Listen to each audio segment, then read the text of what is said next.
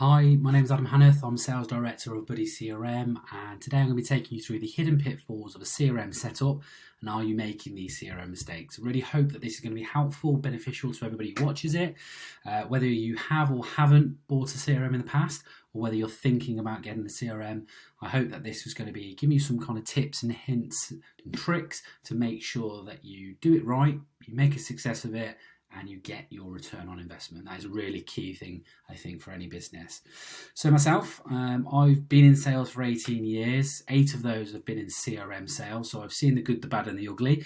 And we've also spoken to a lot of businesses outside of the framework that we work in, outside our sphere of influence. So we've been able to understand a lot of what happens outside of our own personal CRM implementations to understand why we're speaking to new people, what went wrong, and what were the contributing factors of that, and make sure that we don't do that, and make sure our businesses that we deal with are very aware of the kind of methods that we're going to be going about to ensure that doesn't happen. And also, I hope whether or not you do end up working with ourselves, I hope that you are able to take a lot from this talk and make sure that you make a success of your CRM. So there's a bit of a stat that we are going to frame this talk around today, which is 90% of CRM implementations don't meet the business requirements and up to 69% fail entirely. So there's like about a 30% success rate in general, but only 10% really hit those key measures. Now, there's a lot of reasons behind that, and we're going to go into those today. But of course, just in terms of the industry, there's some higher level things that are happening. Of course, the commoditization of our industry. So where you can just buy a CRM in about 1 minute, have no interaction with anybody. They don't know anything about your business. It's expected to deliver on a whole host of results, but no one knows what those deliverables are. That obviously can't happen. Unfortunately, it creates a bad name for the CRM world because they are not the right CRMs for you. They are not going to deliver on long-term strategies. So I think looking at proper implementation is a real key here, and you've got to realise that there is some time and effort that needs to happen on both parties. So it's a collaborative process, and to get the 10%, which is a very, very small percentage, of course, in terms of the whole pie, you've got to put a lot of effort and time into it, and obviously choose your CRM and your CRM partner very well. So that's going to be something that we're going to review some of those tactics to make sure that happens today. So the agenda today. So first of all, we're going to look at what does failure look like? What are some of the symptomatic things that happen within the business that go and contribute towards the failure? Why do most CRMs fail? Why is there such a high failure rate? How to succeed with the CRM? Make sure that you're on a more positive note can achieve with your CRM, and then also when you do achieve, what are those benefits in the business, and what are the marketing aspects as well for any of the marketeers here today. So looking at the most common symptoms of CRM failure. So first of all, low user adoption level. So if people aren't using the system, you are going to have a failure on your hands, or if not already.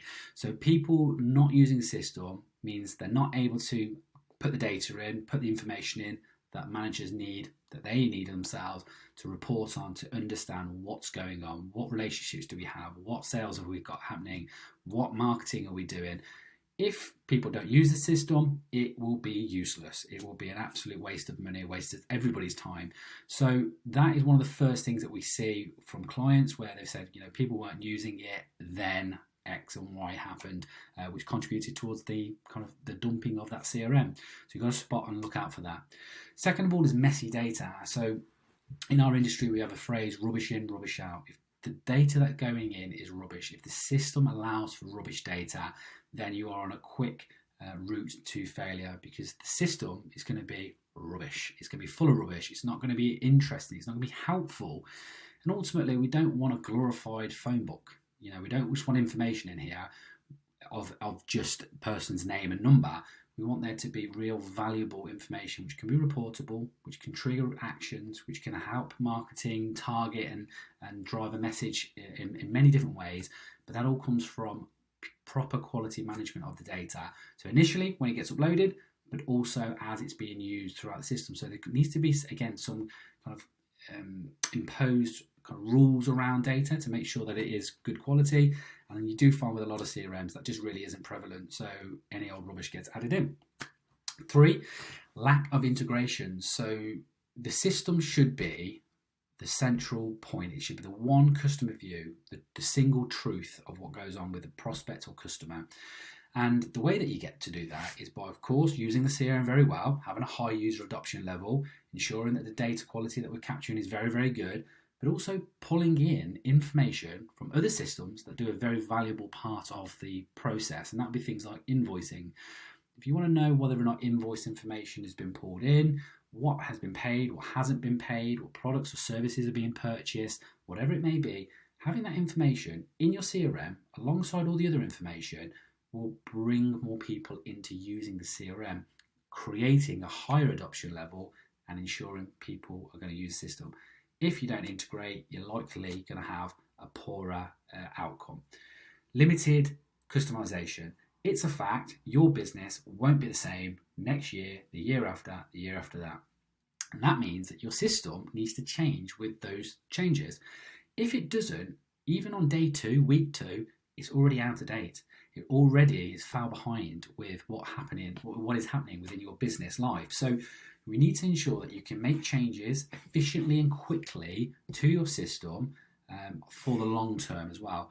Now, this is again twofold. Some systems can allow you to do it, but it costs you money and the budget stops you being able to do it. So you need to find a system that allows you to do this customization for free, so you're not hamstrung by a budget, but also you need to make sure it can be done. So some of these systems just don't allow it because they're too on the entry level of the CRM world. Also, poor support. So like anything with support, insurance, things like that, you don't know you need it until you need it. And when you do need it and you don't have it, that's a really bad place to be in.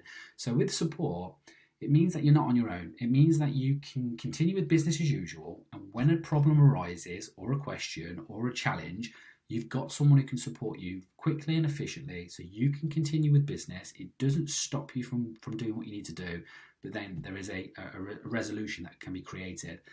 A lot of CRMs are really unsupported nowadays, and that's because they're either trying to come in at a very, very low price point, or there just isn't the emphasis around long-term relationships. So they don't need to support you because they expect to lose you in the future.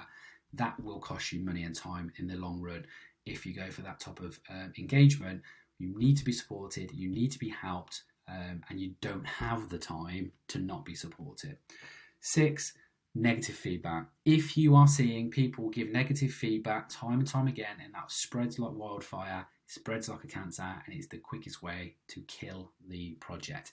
If people are not happy and there is nothing done about it, and there is no time and energy put into making things better, then you are going to have a failure on your hands. So we've really got to look out for some of these symptoms of a failure to get ahead of it, because of course you can save these projects if you do and are aware of these things, but you do need these elements, the contrary to them, to be in effect, so you can be helped and supported along the way.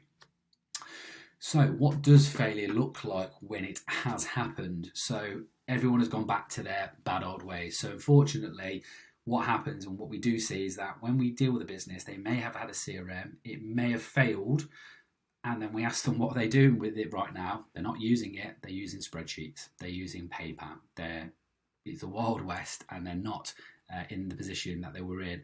That's a really, really bad place to be in, because you've acknowledged that the CRM has been a failure, you've acknowledged that it is no good, and you've also acknowledged that your decision was wrong. Now, of course, everyone is human and you can make wrong decisions, but you've now really given up on that. So the next CRM coming through is going to be very difficult. It's going to be more difficult. It's not impossible. It's going to be more difficult because people are involved and they have long-term memories, and of course they're emotional beings, so they will feel like, okay, we were let down, will this happen again? And obviously now you've got a bigger uphill battle ahead of you, but it can be a success. The business doesn't have quality information to make decisions anymore. So if you have downed your CRM and you now are in the Wild West, you don't have the information that you need to do reports, to have an understanding of best practice, all these different elements which are really, really important to make sure that you know how to drive your business forward. You don't have it anymore, and that again is a really bad place to be in a business. People think, by having big spreadsheets they have the data. those spreadsheets are manual. They need to be manually updated. If one part of it is not updated, the entire spreadsheet can potentially be completely erroneous. So it isn't the best way to have information kept in spreadsheets. They are normally error ridden, they are corruptible, they are stealable. It's just not the place to be in. So if CRM has failed, the likelihood is you now don't have critical information, business intelligence to make good decisions, and that's not a place to be in. And then finally, the users, kind of following on really from point one, the users feel CRMs are not important now. The culture has been damaged. So again, this is a really important one. Is we're very much about the people. We understand that people are absolutely integral to these processes and these softwares. Without people building them, they don't work. Without using them, they don't work. Without understanding them, they don't work. So people are key. And having that failure is, really affects the culture of a business. And we are very big about understanding the culture of an organization. And sometimes you have to transform that culture. You have to transform it from being a negative one to a positive one, or tech phobic to one that will adopt it very, very well. These are things that are really, really key and important. And some of the tactics and tips in a moment will help improve that as well. So the problem usually starts at the implementation stage. So I think this is probably the most important part of any CRM project, is implementing it, getting it into the business and getting people to use it from the start. Of course, positivity will spread. Equally negativity will spread, but positivity will spread if things are done well. If people are getting the benefit, other people will want to jump on board with that. Implementation is key. So why do most CRMs fail? So first of all, the objectives are very vague. They don't know what they want to do. They don't know what they want to achieve.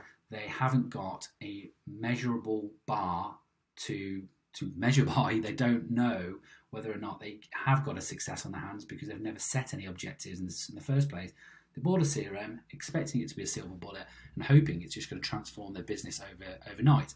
That won't happen. You need to have your deliverables. You need to have your must-haves. You need to know what you want out of the CRM. Share it with your supplier. If they can't do it, don't buy it. And that's really, really key. If they can't do it, don't buy it. You've also got to have that candid conversation, I think, with suppliers to make sure that they're in the same ballpark as you. They can achieve what you want to achieve. They're the right company for you. Set objectives. Make sure they are specific. They are not too wide as well, that they are quite concentrated and that they are met. Second of all, the lack of training and support internally and externally. So this kind of goes into talking about the supplier and the management. So if there isn't the ongoing training, just like how I said earlier on, the business it won't be the same in 1, 2, 3 years' time. It's the same for your staff. The staff are not going to remember in 2026. The staff are not going to remember the 2023 initial training they had. They need to have ongoing training to ensure that they're up to speed with the most recent developments, how to use a system in the best way. Anyone can use a piece of software, but are they using it in the best way? Are they being the most efficient? Well, they need to continue training to make sure that they're on that. You need to talk to your supplier to see if they do that, if they have the capabilities to do that. I'll tell you, a lot of CRMs out there, there basically are no people that work at the businesses, so there is no support, there is no training, there is no help. It's all on your shoulders, but unfortunately your staff will come and go. You may lose your expert in your own business, and that really again will hamper you if you don't have that backup of support and help. Third of all, poor integration with other key systems. So if you're not integrating into these other key systems, the systems that aren't going anywhere, they won't be replaced by CRM, but they are there to support a part of the process. If you don't integrate in with them, you aren't giving the most pertinent information to the people who are doing their daily jobs, and you're not helping them in making the best possible decisions. We see this time and time again. A standalone CRM will only give you a very small piece of the puzzle. Integrating it with other pieces of software will help. Of course, you've got things like email marketing, where if email marketing teams are doing an amazing job at sending information out there, they need to be able to deliver that information to salespeople. Otherwise, sales are not using the benefits of what the marketing responses have been, or what the messaging has been, or what the offers have been, or what the products are being offered out. If they don't know about it, they can't support the marketing team and what they're doing, and it will not deliver an ROI. So integrate with other things, that are important, show the pertinent information to in the CRM, it will make a much better chance of success. Reporting does not come from the CRM, so I can't tell you how many times I've seen this in businesses where they have a CRM, they do their best to try and get people to use it, almost force them to use it without giving them any good reasons to, but then they make them do a spreadsheet and report on that spreadsheet. So people feel like they have a glorified phone book where they're just putting in details into the CRM, but no one ever reads, no one ever looks at, no one ever reports from. Then there's a separate spreadsheet that they have to do their opportunity pipeline or their contact, where they've been this week. That is madness, and that is a real quick way to have that failed CRM on your hands, because people will see CRM as being a laborious process that gets in the way of their job rather than makes their job better. So reporting needs to come from the CRM. It also creates a really nice circle of information to make sure that if the data goes in, the reporting will be good. If the reporting is being only used for the CRM, the people will use the CRM to make sure that their reporting is accurate, and the circle continues. And people will use the system now because there's a reason to use it, because there's a benefit to them using it, and they're not having to do a secondary spreadsheet. If you can get to that position, I'm telling you, you will get people buying into your CRM, and they will be happier, you will be happier as a manager, and everybody will get much more business intelligence and a much better working life. So how to succeed with the CRM? So first and foremost, do the opposite of everything I've just put into that last spreadsheet to that last slide. Create key objectives. Make sure people are aware of why you're buying this system. Create those key objectives and get them hit and get them delivered. Make sure your supplier can help you with that. Integrate your system with other key systems, so you've got the ability to understand other important information.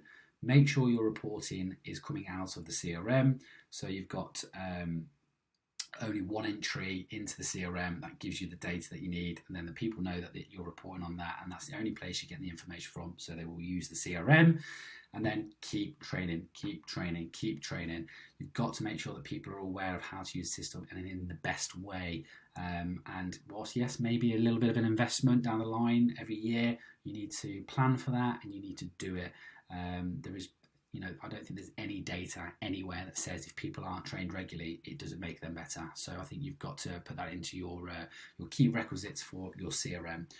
Now, some additional bits to this. Get help. You cannot do it all yourself. So work with a company who will support you, who will help you, who will implement this with you, and it is not all on your shoulders. I see time and time again organisations out there saying you own the project, which is just a nice little phrase that basically means it's all on your shoulders. Here's the product, log in, do what you want.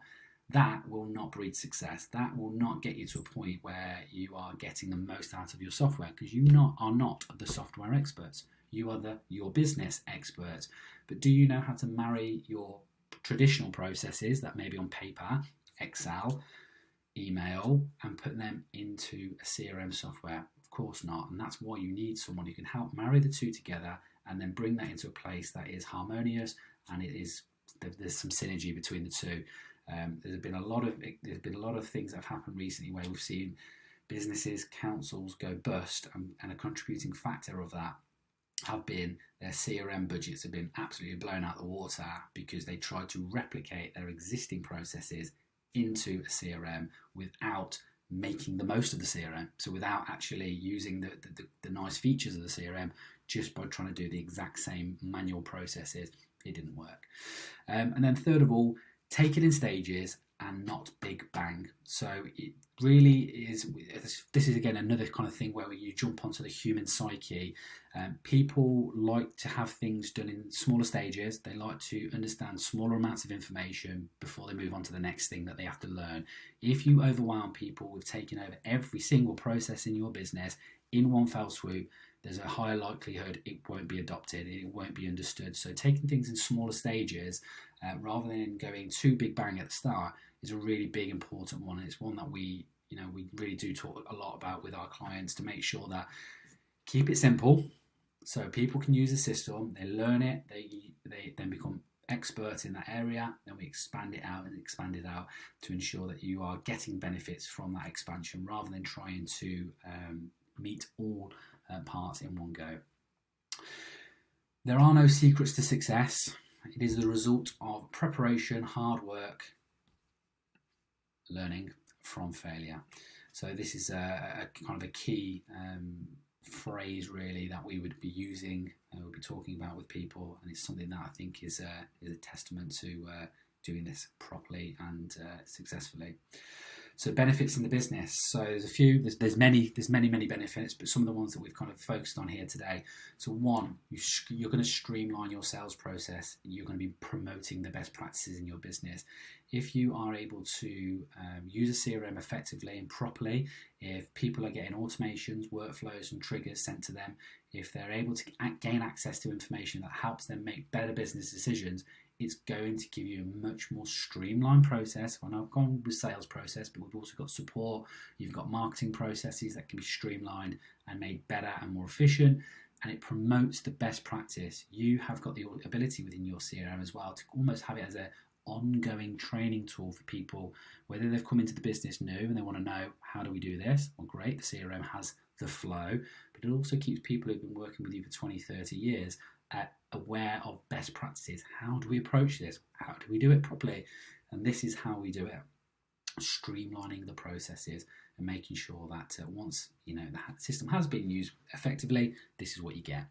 Second of all, enhanced customer relationships. So we all know that the most expensive part of the sales process is the acquiring of the client. Then we want to keep them. So we want to enhance the customer relationship. We want to enhance the relationship we have with our clients so we can sell them more. We can create a deeper relationship which keeps them more invested into us and keep them for a much longer amount of time. If you have more data on them, if you're using the CRM to email them, to arrange calls, to understand when contracts are up, there are many reasons as to why a CRM will benefit you and in your relationship with that client. Understanding even simple things like who is the most recent contact and what engagements have you had with them. Having all that information at your fingertips will enhance the customer relationship that you have with them, and that will promote more retention and increase revenues, which of course, without getting too into the absolute crux of this, most people want a CRM to have return on investment and then to increase revenues. Of course, most organizations, unless you're a not-for-profit, are looking to increase revenues and make more out of what they potentially could have or have got currently. And then 3, centralized data. Having all of your data in one place will give you business intelligence. Business intelligence is the thing that will give you that ability to make better decisions in your organization. Where have we been? What are we doing? Where are we going? What mistakes are we making in terms of what are we selling to people? What are we offering? What is the uptake of those products? Whatever it may be, there will be a centralized data now, one truth, one place to go and get that information, one place to report on it. You want to have the ability to report in terms of scheduling, so you can have a report that's just generated on a regularity that saves time, but it all comes from that centralized data point, which will benefit the business in that long term. So huge benefits there. Then we've got CRM in marketing. So obviously your CRM, if it has email marketing capabilities or is integrated with email marketing capabilities, then you should be able to do the following things. Segment your data better. Understand who you're dealing with. Understand who you can target. Understand where they are and what interests they have. Without proper segmentation in your email marketing platform, you are really just licking your fingers, sticking it in the air and hoping for the best. And that isn't obviously a tactical way to go about things. Lead scoring, understanding the quality of the responses, the quality of the leads that you're engaging with, being in a position to kind of mark them, quantify them and qualify them is absolutely crucial to helping the salespeople spend their efforts on the right responses, engagements with the emails that you're sending out, giving them the right time-specific information. So get hold of these people now because these are hot to trot. These others are not so interested for these reasons. And then third of all, reporting on your marketing. So you want to have the ability to be able to report on the success rates of your emails, understand what's going on with them, understand what is the rationale behind the lead scoring or whatever it may be. Reporting is absolutely key. CRM will give you that. CRM in marketing will give you that because you've got all of the data sitting in the CRM alongside your email marketing. So being able to combine the two together to give you effective, proper reporting is absolutely key. So forcing solutions without planning results in failure to succeed. So tailor, train and align all of your practices, all of your objectives together, and hopefully you will gain a success out of your next CRM implementation. So thank you. If anybody has any questions, I'll be here. I'll be available to have a chat with you. You can contact us on 0121 288 0808. You can email me at adam.hanneth@buddycrm.com. I'll be more than happy to help anybody out if they just have some questions. But of course, if you're interested in talking to us more about CRM implementation, I will be more than happy to do so. Thank you.